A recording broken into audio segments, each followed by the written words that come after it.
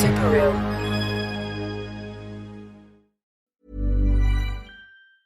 As a person with a very deep voice, I'm hired all the time for advertising campaigns. But a deep voice doesn't sell B2B, and advertising on the wrong platform doesn't sell B2B either. That's why if you're a B2B marketer, you should use LinkedIn ads. LinkedIn has the targeting capabilities to help you reach the world's largest professional audience. That's right, over 70 million decision makers all in one place. All the big wigs, then medium wigs, also small wigs who are on the path to becoming big wigs. Okay, that's enough about wigs. LinkedIn ads allows you to focus on getting your B2B message to the right people. So, does that mean you should use ads on LinkedIn instead of hiring me, the man with the deepest voice in the world? Yes. Yes, it does. Get started today and see why LinkedIn is the place to be to be. We'll even give you a $100 credit on your next campaign. Go to linkedin.com/results to claim your credit. That's linkedin.com/results. Terms and conditions apply. Hey, I'm Ryan Reynolds. Recently, I asked Mint Mobile's legal team if big wireless companies are allowed to raise prices due to inflation. They said yes. And then when I asked if raising prices technically violates those onerous 2-year contracts, they said, "What the f*** are you talking about, you insane Hollywood ass?" So to recap, we're cutting the price of Mint Unlimited from $30 a month to just $15 a month. Give it a try at mintmobile.com/switch. $45 up front for 3 months plus taxes and fees. Promo rate for new customers for limited time. Unlimited more than 40 gigabytes per month. Slows full terms at mintmobile.com. Acast powers the world's best podcasts. Here's a show that we recommend. After 3 years, the world of the award-winning horror podcast, The Magnus Archives, is back with The Magnus Protocol. Immerse yourself in a brand new terror and uncover the secrets behind the mysterious work of the Office of Incident Assessment and Response, and try to find out what really happened to the Magnus Institute. Though remember that too many questions can come at a cost. The Magnus Protocol premieres January 18th, wherever you get your podcasts. Acast helps creators launch, grow, and monetize their podcasts everywhere. Acast.com.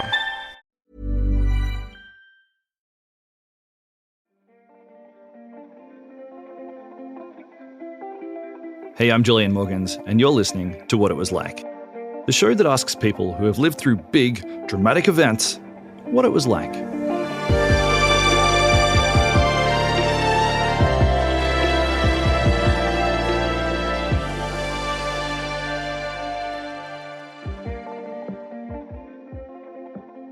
Jennifer Wynn is a mitigation specialist. And what that means is that for Americans who find themselves charged with a crime that could attract the death penalty, Jennifer attempts to mitigate their sentence. And what that means is that she has to convince a jury that no, actually this person charged with a murder is just misunderstood. And in order to do that, Jennifer has to get to know her clients. She meets with them, these people who have just committed horrific, desperate crimes, and she asks them questions about their lives, about their childhoods and who they were in the years and days before they killed somebody. And in this way, she gets to know them, and then she stands up in court and explains to the jury why this defendant doesn't deserve death. And you know what? Jennifer says that she's discovered through the course of her work that there's actually no such thing as evil, that this notion that some people are just inherently bad, that's actually a misconception. She says that once you get to know somebody, once you really peel back all the layers of trauma and self-loathing and addiction and like poverty, then you can see anyone's humanity. And even the worst monsters have a sense of humanity. So we're going to talk to Jennifer about all of this. But before we get started, I should just mention that Jennifer actually never set out to have this career.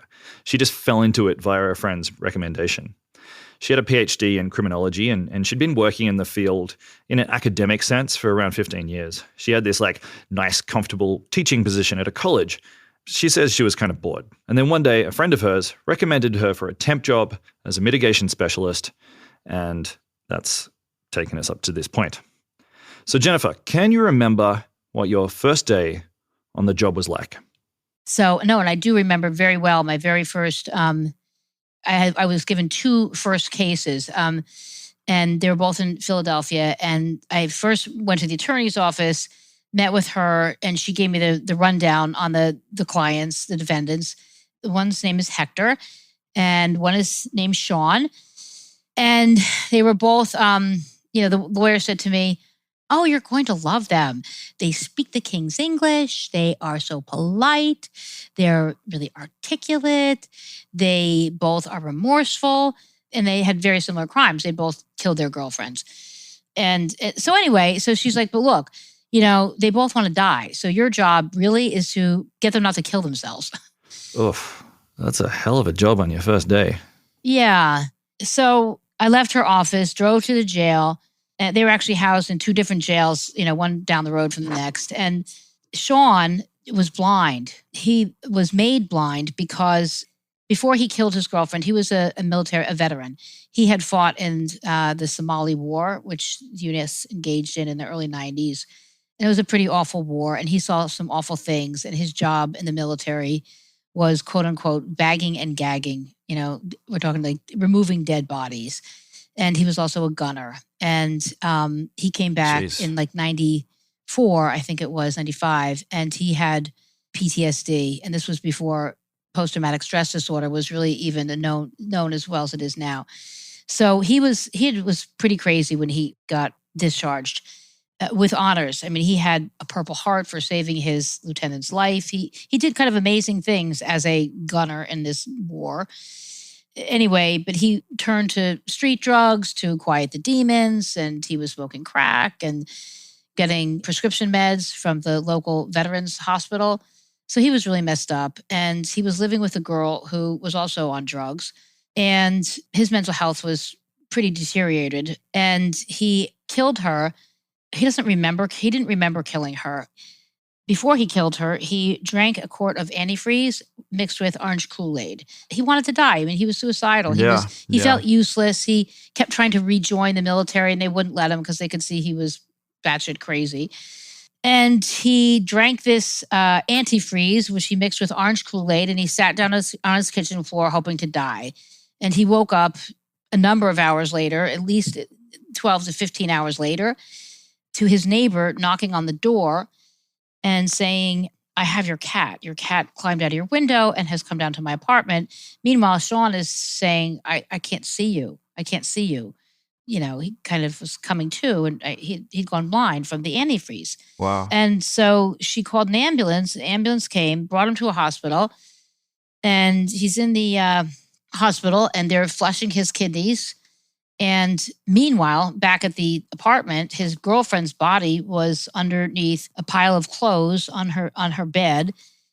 She'd been bludgeoned to death. She was bagged and there was a plastic bag over her head, and I think he used a tie as a ligature, and it had thrown a bunch of clothes on top of her body, poured mouthwash on top of that. I mean, kind of crazy actions, right? This was a very disorganized crime. And interestingly enough, her father worked for the DEA, the Drug Enforcement Agency in the United States, and had a feeling that she was using drugs with Sean. And when he hadn't heard from her for a couple of days, he beelined it up to the apartment. And basically, while Sean's in the hospital with, tubes and getting his kidneys flushed, the father and the apartment manager have gone into the apartment and found the body of his girlfriend, and got to the hospital and told the cops. The cops were there, detectives, and said, told the doctors, just get him out of here. And the doctors were like, "Don't take him off. Like, he will go blind if we don't finish this." And they were just like, "Well, we don't give a shit." And they took him to jail, and they had him on prednisone, high amounts of prednisone, which is known to cause hallucinations. And he told me that he remembers like completely hallucinating while they're interrogating him. Literally in this statement that he made to the cops, he's like, "Pink Floyd is playing on the roof of the building. Why?" I mean, he was actively hallucinating, and yet they managed to get this, completely coherent, quote unquote, statement from him admitting to killing her, which they contrived. The cops contrived it.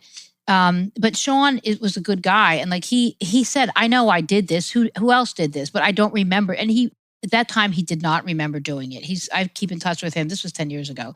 And he's told me that parts are coming back to him now, like in his dreams. And it's kind of awful. But anyway, so he finds himself in jail facing the death penalty as a 36-year-old man, newly blind. I mean, he's in jail. He knows he's going to spend like probably the rest of his life in prison, and he's blind.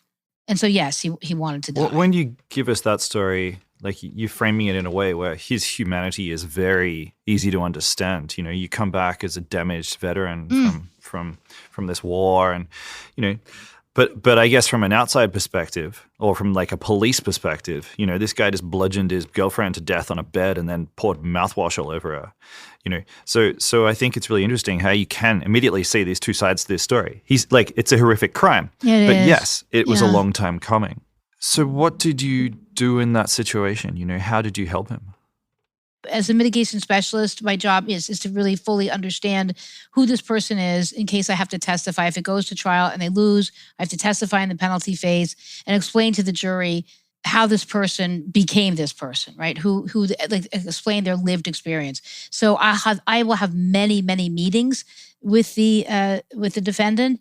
So what I said to Sean was like, I just said, look, please, you need to, if you would help me. This is my first day on the job, and I think I could be really good at this. And can we just talk?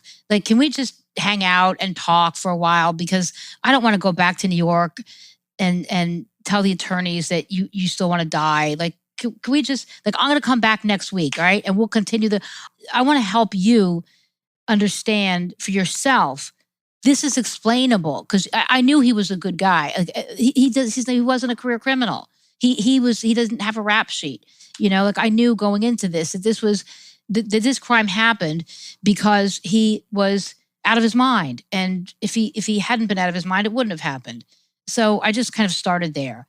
People who end up arrested for murder, they do feel tremendous shame. I've worked on 30 cases, and I mean, my clients, for the most part, feel tremendous remorse and shame, and they're not bragging about it. They're not stone cold. I mean, we have all these misperceptions, you know, about how people who kill are, and I've just never experienced like that. So what I'm hearing here is a lot of empathy. It feels to me like you've turned your innate empathy into a profession. So help me to understand that. Let's go back to sort of some of your earlier years. You know, do you feel like, were you the kid who was always like particularly nice to animals? And you know, were you tell me about your childhood. I had a good childhood. I had lovely parents who were very kind people and smart people. One of my parents is an alcoholic. I should share that. And that, I think, made me very aware of the fact that people can do really awful things and regret them and not mean to do them. And yet they'll be labeled, you know, they'll be labeled and shamed. So I don't know. I think being a child of an alcoholic helps you develop empathy. Yeah. Whereabouts did you grow up? I grew up in a very small town in New Jersey. So I'm imagining like a rural setting. Yeah, rural setting. I mean, it was a really kind of idyllic, lots of acres, and you didn't, lock your door if you left, and it was a very idyllic kind of setting. Sure. And what did your parents do? My dad worked as a stockbroker on the floor of the New York Stock Exchange, and my mother sold commercial real estate and then got into teaching. I mean, are you comfortable sort of sharing a bit more about that? Was there a specific moment with your alcoholic parent that you recall being like, look, this isn't actually their fault. They're not being themselves right now. They're a good person on the inside. Do you have a recollection like that? No, but I don't have a specific recollection, but I learned that good people can do horrible things and regret them, and that shaming and blaming is never effective. So on the one hand, you can understand where someone's coming from. You know, you can recognize that someone's a good person, even if they're behaving like a bad person. But still, you're coming face to face with these people in prisons. Yeah. You know, like surely sometimes you're scared. For example, you look at these people and you're like, you're very intimidating. Out of roughly 30 cases I've worked on, all but one are male.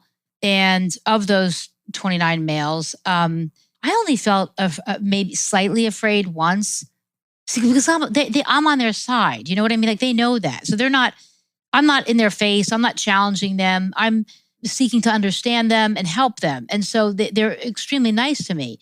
if anything, I erred, I can sometimes be guilty of like being conned, pulled in a bit too much. Yeah. But one of my clients scared me a little bit because I could tell that I was trying to get him to take a plea, to agree to plead guilty and avoid going to trial. And this is a very large man who had described to me doing some pretty awful things, including animal abuse. I just knew I could tell that he is one of those very rare individuals who gets a kind of erotic thrill from hurting people. And he did not use those words, but I'm aware of the typology. And, when I was pressing him to take a plea, and I think I said some things that I probably shouldn't have said to him, he was getting angry. And he kind of just really was glaring at me, like just glaring, and he was not saying anything. And I thought, oh shit, I'm in this tiny room with this person who's, twice my size, and he was not handcuffed. I mean, he could have strangled me, and nobody would have seen. So that was a bit of a rare time. Yeah, it's rare. It's very rare. Yeah. I find that surprising. I find that really surprising. Like, if you asked me to go into a prison and talk to a convicted killer or a killer on trial anyway, I'd be nervous. I would have assumed that it was a fairly dicey thing to do. I worked for many years on Rikers Island. It was a vocational training and reentry program. And even though the participants in that program had not killed people, at least that I know of, I was very comfortable working with people like that. And I'd been working with them for years, and advocating for them on some level. So I think that also helped. Yeah. And then as I came to know people, my first two clients, Sean and Hector, they're fascinating people, and they have hearts, and they made awful mistakes, and they'll die in prison because of these awful mistakes, and they regret these mistakes. And I don't know, they're not sociopaths by any means. So I guess I was lucky in that I had my first two clients taught me that good people can kill.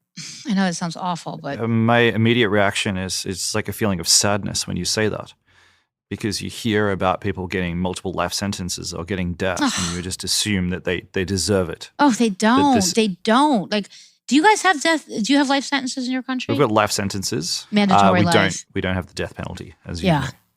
Yeah. So U.S. stands alone, in the company of a couple other great countries. Yeah, with our use of the death penalty. It's just awful. And in my field, the alternative to the death penalty, like a victory in my cases, is life in prison without parole.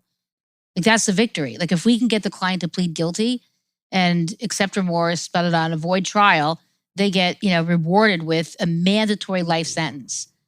And a number of my clients have been people in their 20s. So they will die in prison. They will die in prison. And we have tens of thousands of individuals in our country who are serving mandatory life sentences.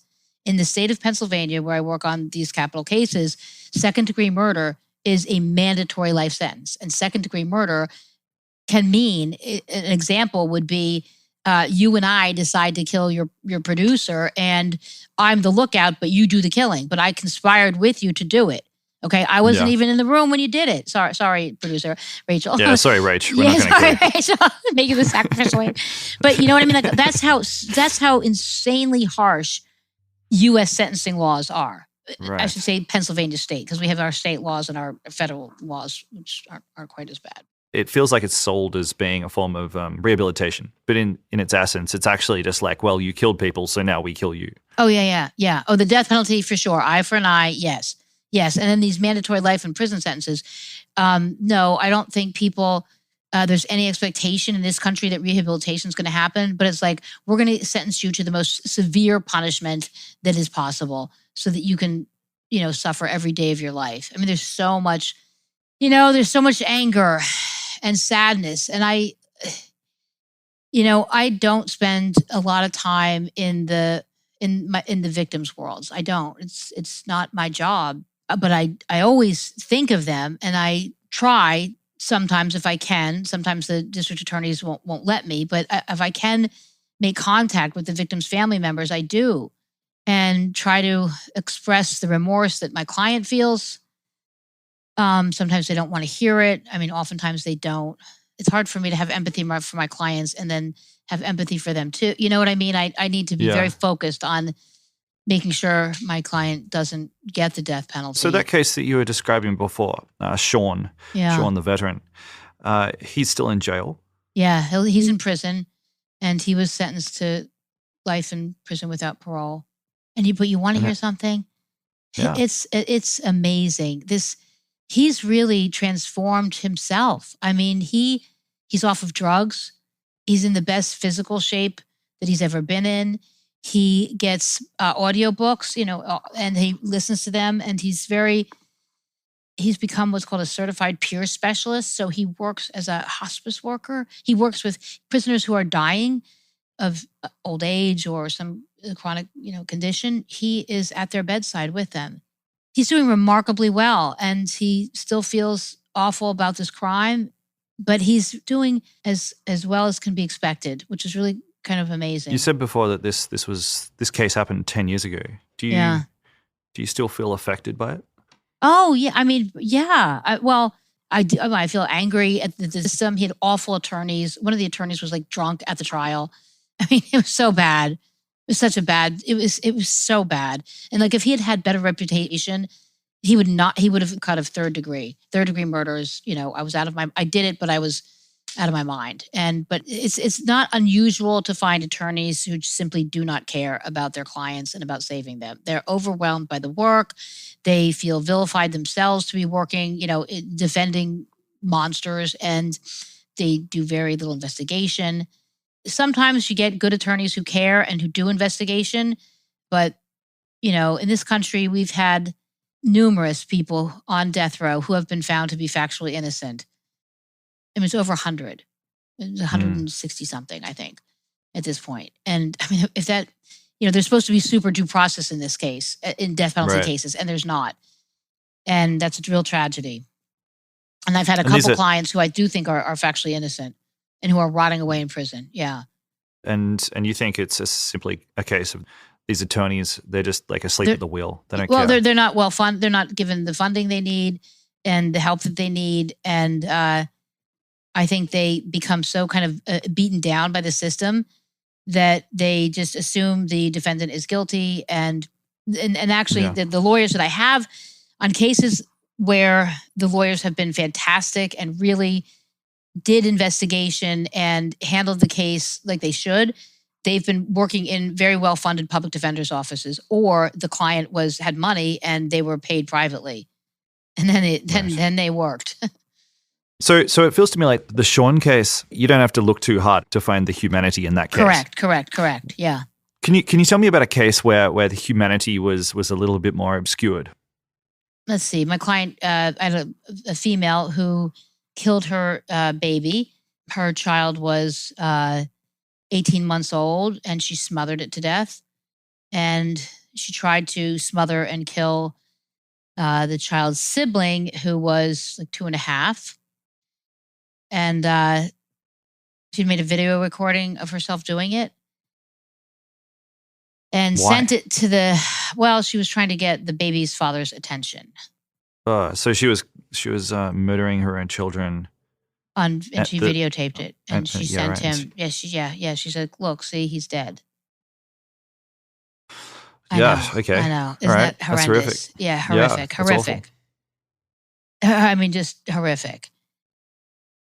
So I didn't want to take the case, but I ended up taking the case, and because I just felt like I couldn't muster the empathy, to help her. And the attorneys said to me, I asked them what's she like, and they said she's actually a doll. Like, she's the sweetest person.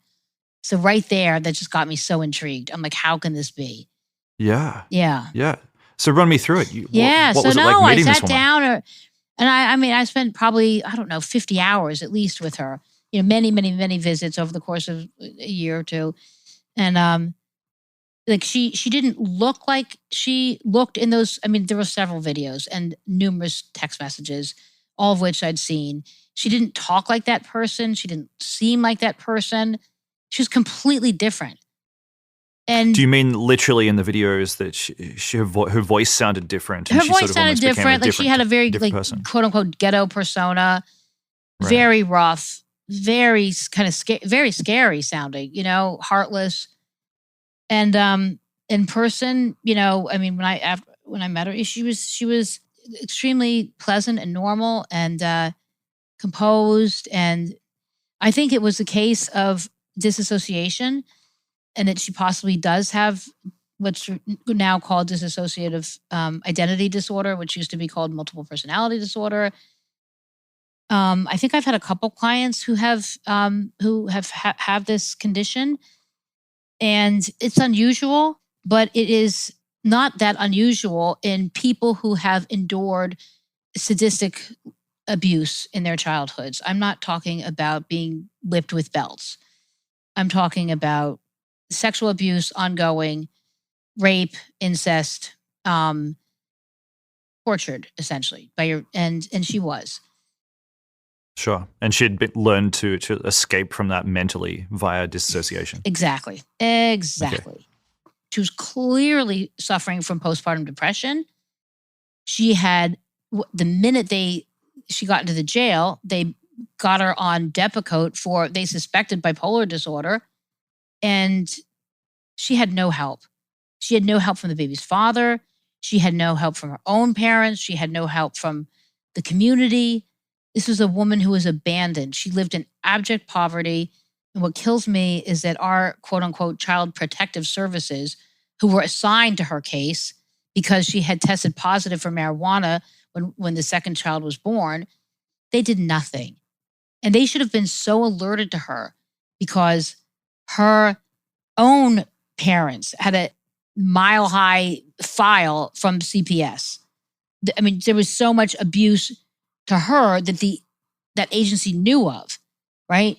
And so much dysfunction in that family. It's like she was she should have been red flagged. Like when she got pregnant, I mean, I feel like so much of this, the brutal killings that we see could be prevented if, upon a woman discovering she's pregnant and getting prenatal care, she also gets extensive education on abuse and postpartum depression and the recipes for violence. That's really interesting. It sounds like you're suggesting that a lot of these people who kill, they've got these horrible past, this sort of history of abuse. Absolutely. I mean, it's just sitting there. It's a powder keg. A powder keg, and this is common.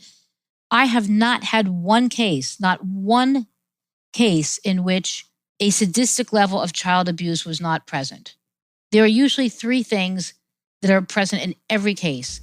Horrendous child abuse, which doesn't always take the form. I mean, it takes many forms, but there's pain, but there's also the humiliation. Okay. Mothers who come to their children's school, drunk or high, pull their kid out of a class, beat the kid in front of their classmates, things like this. So, and it's chronic, and so there's always some kind of sadistic level of child abuse. There is some kind of mental illness going on, untreated, undiagnosed mental illness.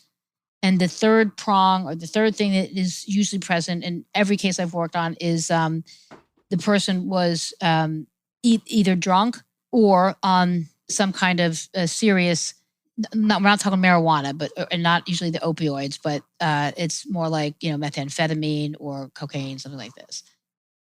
It's unsurprising when you say it. It's like, it makes perfect sense. Yes. What are the ingredients to form a homicide? Yeah. There they are. There's three ingredients that go into that. And they're usually at the lowest point of their lives. And that's one of the questions I always start out with, once I've, gotten the client to trust me a bit, is tell me about the last 2 months, the 2 months of your life before this happened. And usually what you see is that the person they'd lost basically everything. Their lives tend to be a real struggle, period. But they kind of get to this place where they've gotten fired from every job. They've gotten kicked out by the last girlfriend. Family, if they have them, aren't interested. And they don't have much to lose, and they're desperate people. And then there's that one final insult, or that's final, injury to their persona, and they lose it. Do you believe in bad luck? I mean, it certainly seems like, some people have horrible luck due to no fault of their own, right? I mean, so much of how we end up in life depends on who we're born to. right? And we don't choose our parents. Yeah. Yeah. No, that's absolutely right. And most of my clients are born to women who didn't want them in the first place, who truly did not want them. Right. Yeah, and shouldn't have had them and should not have ever had them. And I know that mothers are the sacred cows, but I'm sorry. I don't understand it. I don't understand why women have children they cannot care for, they do not want.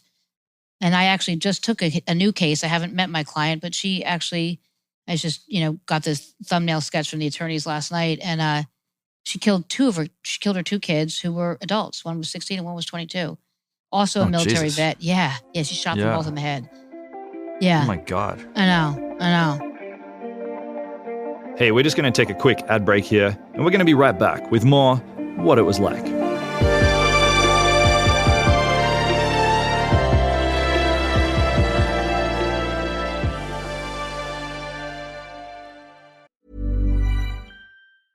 Hey, I'm Ryan Reynolds. At Mint Mobile, we like to do the opposite of what Big Wireless does. They charge you a lot, we charge you a little. So naturally, when they announced they'd be raising their prices due to inflation, we decided to deflate our prices due to not hating you. That's right. We're cutting the price of Mint Unlimited from $30 a month to just $15 a month. Give it a try at mintmobile.com/switch. $45 up front for 3 months plus taxes and fees. Promo rate for new customers for limited time. Unlimited more than 40 gigabytes per month. Slows full terms at mintmobile.com.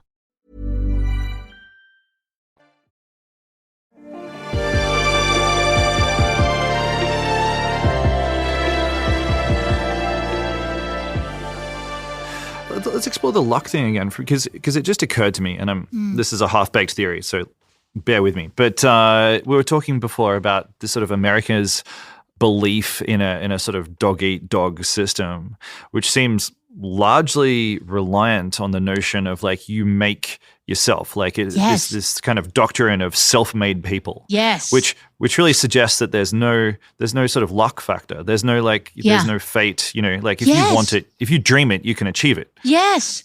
But you're suggesting that actually there's this much darker side to reality in which sometimes really infinitely shitty things happen over a long period of time to good people. Yes. And then you end up on death row. And then we act offended, when they do horrible things. And this is what you see. I mean, you see, the risk factors, right? The people who engage in seriously aberrant, violent behavior, there are 20 different risk factors, and they're all present. Risk factors for violent and criminal behavior. From residential instability, meaning you're moving every other 6 months. I mean, it's very common in my clients' lives.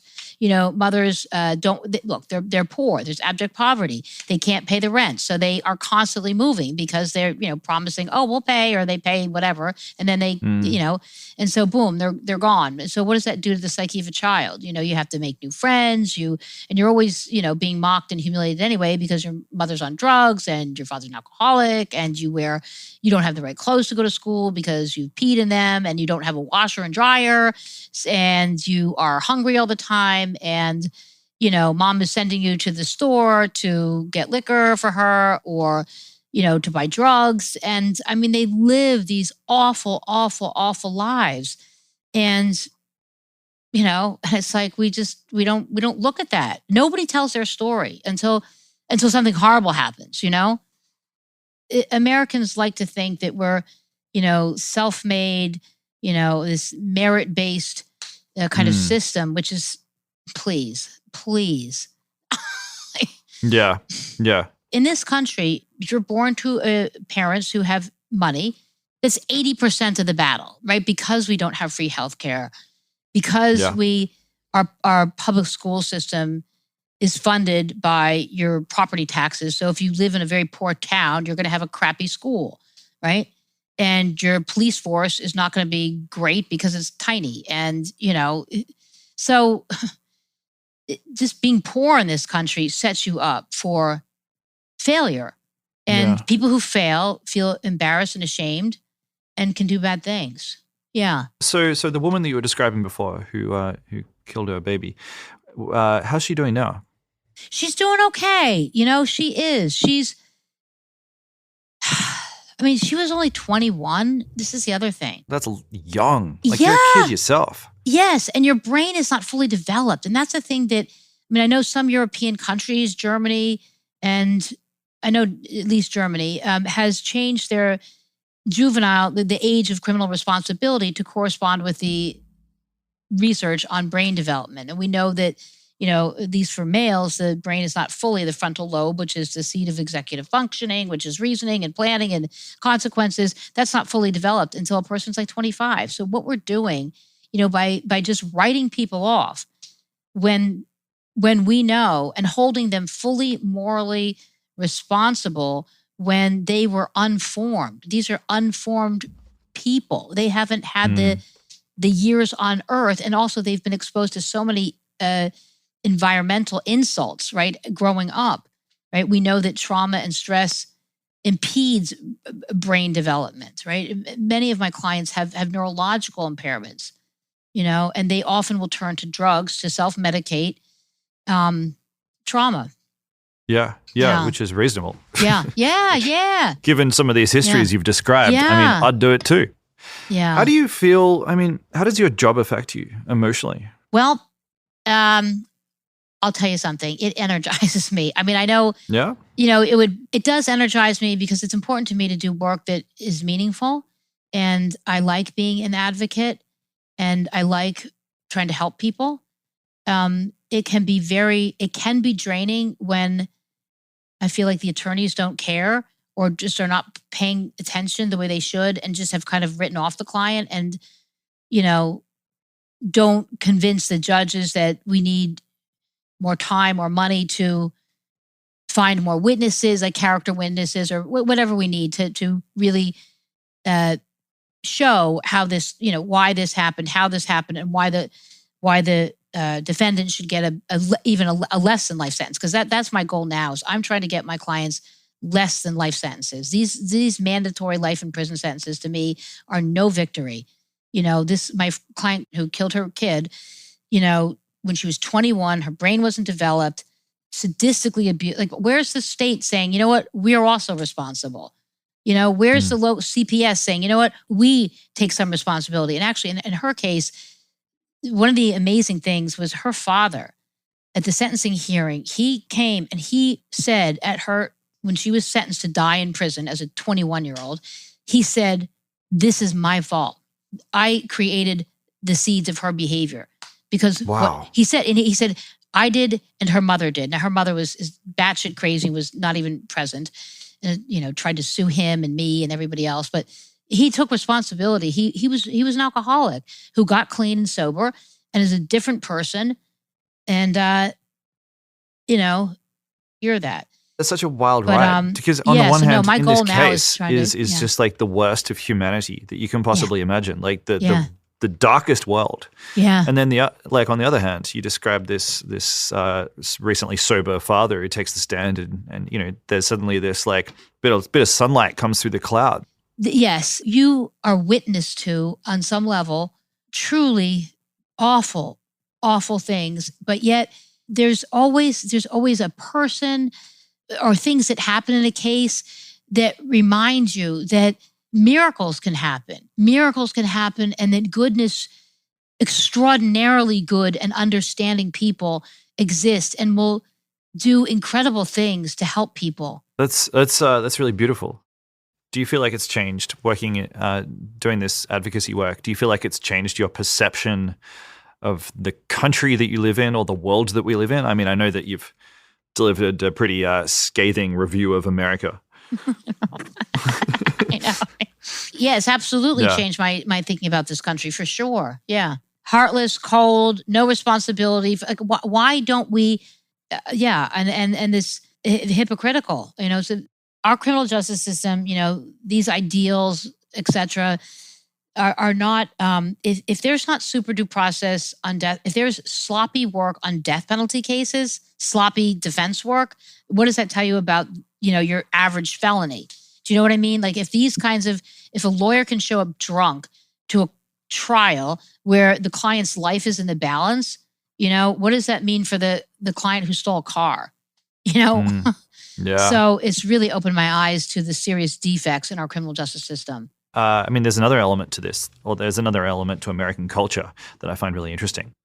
And I mean, it's the fact it's an obsession with crime. It's an obsession with murder from like an audience perspective. I mean, the question really is like, what's your read on this population that finds murder really interesting? What do you know that they don't? Yeah, because people are really more fascinated with the quote unquote psychopath without a heart, without a conscience. I haven't really come across anybody like that. So if you believe that, then you meaning we as a society, we don't have to take responsibility, because, they were just born like that. No, people aren't born like this. I don't know anybody who wanted to, 5 years old said, I can't wait to, I mean, look, some kids have neurological impairments and they're doing, violent things at a young age. They're kicking the cat and pulling the daffodils out of the the garden of the neighbor or whatever. They're doing things that are really weird and wrong and kind of getting a kick out of it. And there's usually some kind of neurological thing going along. They might be, there are things, I don't want to label any group in particular, but in general, it's not because somebody made a choice to do that. There are things that are going on that we just don't understand, I think. Yeah. So maybe this notion that there are, I guess if you believe that there are people out there who kill because they have no heart, they have no conscience, and they get a thrill out of doing it. That most people who kill are like that. Then maybe you wouldn't have to have sympathy for them. I mean, but if people knew what I knew about people who kill, I think they'd maybe be a lot less interested. Right. Yeah. Right. Okay. Yeah. Do you believe that there's such a thing as evil? No, I don't. I think it's just a throwaway word for behavior that was made. And people can do things that we would say are quote unquote evil, heinous, awful. But as I said before, the seeds of this behavior were planted long ago in conditions that were avoidable. I mean, I find that one of the reasons I find that statement interesting is that you suggested before that you've witnessed things that you describe as miracles, the best of life. You've seen that. Yeah. But I'm also asking you about the very worst of life. Like, is there such a thing as an innate darkness? And you're saying no. It's a natural byproduct of other factors. Well, look, maybe it does exist. I haven't seen it. I've worked with people who've committed the worst kinds of crimes, but I have yet to meet one that I would describe as evil. What about this guy you were talking about earlier, who you said I was kind of scared was of. the guy you were scared of? Well, I know Tell me his a bit more background. about him. I know his background. I mean, his mother, to punish him, she used to make him place his hands on a radiator. Okay, his hands on a hot, steaming radiator. While stripped naked first, sorry, I forgot that part, and whip him with a belt while she was burning his hands. Okay, Jesus. yeah, that was just one of her many routine punishments of him. So the fact that he could not feel, the fact that he was also sexually abused, and the fact that he strangled to death a girlfriend who rejected him was not a surprise to me, and the fact that he was so numb to his own feelings. When you're humiliated and tortured as a child, those feelings have to go somewhere, and they often can't. So they're, what psychologists believe is that there's a part of ourselves that becomes split off, dissociated from that. But those feelings will reemerge in adulthood. And too often we don't want to look to see, well, what created those, feelings. So what would you like to see happen? I mean, you've criticized the justice system. So what do you think are the necessary and achievable fixes here? I think some achievable fixes are to have a lot of public education around child abuse. I mean, to abuse a child it's just so, I mean, the effects of this are lasting, and that's what creates violence. And it happens way too often. And I think it's something we don't talk about enough, is what happens behind closed doors in homes. We can't, certainly in our country, we can't mandate anything. You can't mandate a vaccination, for fuck's sake, But, we should be, I think if you're going to have a baby in a hospital, you got to watch a whole bunch of stuff and read some stuff about child abuse and what constitutes abuse. And you have to hear from children who have been abused and what not having enough food means, and like resources. So I think, understanding the importance of bringing a child into this world and raising a child, I don't feel like we don't talk. I feel like we don't talk about it enough, It feels to me like for the longest time, abuse is kind of hard to even recognize or label. It wasn't until I was probably in my late 20s that I started recognizing that like a few of my friends had probably grown up in really quite abusive households. Yeah. And I was like, oh shit, that thing that I'd like heard about, like this meaningless sort of phrase. Yeah. You probably went through that, which is why you're behaving like this now. Like right. it takes a while for you to kind of like see it. Yes. Once it's happening, it's so hard. It's hard to detect it and it's hard to intervene. Like it's very hard to stop it. Then what you do with these kids, I don't know about you guys, but our foster care system's kind of a mess. Yeah. I do think that there should be a lot more awareness around the effect that alcohol has on men. I mean, 95% of people behind bars are male. That's just a fact, right? And so there's, I don't know if it's testosterone, but socialization. And men in general are more, they're more comfortable with engaging in violence. I'm not saying against necessarily even others, but just whatever. Men are more socialized. If, women will hurt themselves, men will tend to hurt others, when in places of despair, right? Men express their feelings outward, women often more inward. Yeah. And alcohol seems to be a gateway. And again, like where's the alcohol industry? When a person is sentenced to die or life in prison without parole and they were drunk because every other billboard glamorizes drinking. Well, that's right. I mean, we put that's a lot right. we don't. Smoking use has gone down, right? Because we exposed all the evils of tobacco. I'm not saying ban alcohol, bring back the temperance, but let's at least get aware. We need to be aware. Yes. Of its effects. Yeah. I agree. Look, I probably have only got a few more questions, but my understanding is that of all of the cases, all of the death row cases you've taken on, you've had a success rate of 100%. No one's ever got the needle after they've met you. So, it seems like you're doing a pretty amazing job. Like that's an incredible success rate. It's such a shallow victory, though. Is it? Why? Because my clients they get life in prison without parole, or they get, I've had a couple cases recently where we got less than life, but that was 38 years. 38 to 78 year sentence, 45 to 90. Right. So that's pretty much life anyway. Yeah. So like what next for you? What's the dream? Like where do you feel like the finish line is? Oh, that's a great question. I don't know. I keep taking cases and I hope that what would make me happy at the end. I mean, when I decide to retire, I guess I would feel that I've made a difference. If I've seen more clients. I've had one innocence case now, actually, where the guy he was sentenced to die as a juvenile. It was a juvenile lifer case. The guy I told you about, Sean, right, that I started this interview with. So Sean, who was sentenced to life in prison without parole. So I went to visit him. I was doing a case in a neighboring area. Anyway, I went to visit him and reconnected with him. Blah, blah, blah. And one of my cases, his client's name is Malik Williams. And Malik, so he's in the same prison that Sean is in. 2,000 men in this prison, okay? 2,000.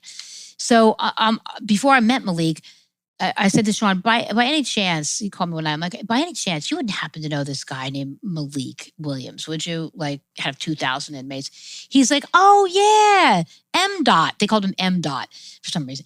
Oh, yeah, M. Dot. Sure, I know him. He's like, oh, he's innocent. You know that, right? I'm like, what?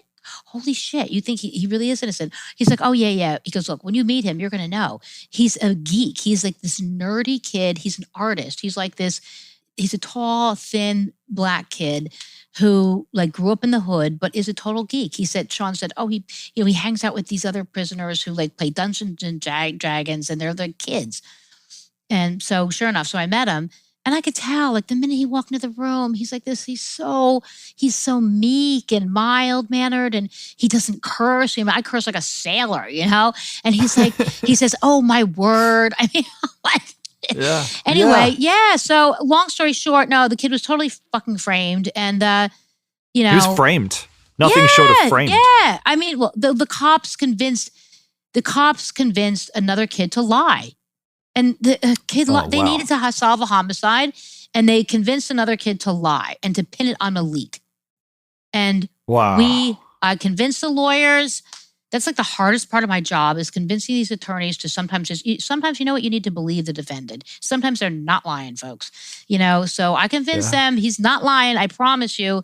And we hired an investigator, and we tracked down that kid who's now an adult that lied, okay, about Malik when Malik was 15 and the kid they were both 16, okay? And that was the state's only evidence against Malik, was this cockamamie testimony from this kid, another kid from the hood. Seriously, that was their only evidence. It was such a horrendously mishandled case. Yeah, and that's incredible. Yes, that was sufficient. It was sufficient evidence to ruin this kid's life, because you know what? In America, if you're a black or brown kid from the ghetto, your life does not matter. I can't tell you, like most cases I work on, there are 2 black people in the entire courtroom, my client and his mother. That's it. Nobody on the jury is black, And this is, anyway, so our investigator went and tracked down this man. His name's Darren, okay? He tracked him down, and Darren opens his door. Our investigator said, "Sir, I'm here to talk to you about a case 10 years ago that you testified in a trial. The defendant's name is Malik Williams, and we think that he's innocent." And you know what Darren's first words were? He said, "I've been waiting for this knock on my door for 10 years. Thank God you've come." He said, "I was a child." That's heartbreaking. Isn't it heartbreaking? It's heartbreaking so and infuriating. And infuriating, yes. And thank God, that was a miracle, because people like Darren typically are not going to admit that. They're not going to talk. But Darren had found God. Darren had a religious conversion, and came to the attorney's offices and sat down with them and gave a tape recorded sentence. And you know what? All this is going to be presented to a judge in about 2 weeks. And this judge better fucking let this kid out, or I'm going to be writing op-eds and, So we got 2 weeks. 2 weeks. Yeah. Wow. Yeah. Okay. But one judge could be like, you know what? We don't really buy it. But I don't think that's going to happen. Yeah. Jennifer, you got to keep us updated. Thanks, I will. We got to hear how this one ends. Yeah, I will. Okay, well, look, I think we're sort of getting to the end of this. I guess I like to finish with just one last sort of like big question. I'm just going to put it back on you, and that is like, what do you want people to take away from this? If there's one kind of message that you can leave listeners with, what would that be? Look beyond a person's actions. Understand that people who do horrendous, violent things have had that happen to them. And none of us would like to be judged by our single worst deed, right? They're judged by their single worst deed. And that's not fair. We all need, a whole life.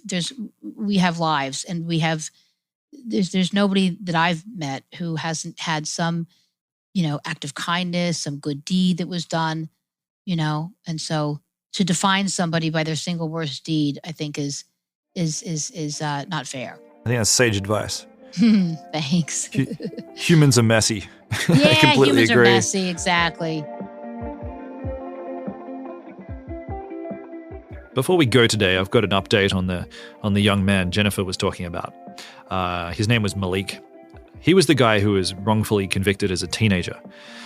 And unfortunately, he's still in prison. Apparently, the attorneys are continuing to strategize about how to get him out. Anyway, Jennifer wrote to me. She said this: "Even with no physical evidence and a recanted eyewitness testimony, plus a team of lawyers working on his behalf, getting an innocent person out of prison is extremely difficult." If you've enjoyed this episode and you're thinking, hey, I've got a story that's similar, or, maybe a story that's even better, please hit me up. We're always looking for story suggestions. and I am Julian Morgans on Instagram or Morgans Julian on Twitter. Today's episode was produced by Rachel Tuffery. It was edited and mixed by Jimmy Saunders, who also did our theme music. Our cover art is by Naomi Lee Beveridge, and our intern was Gabrielle Wani. And this whole thing has been a Super Real production.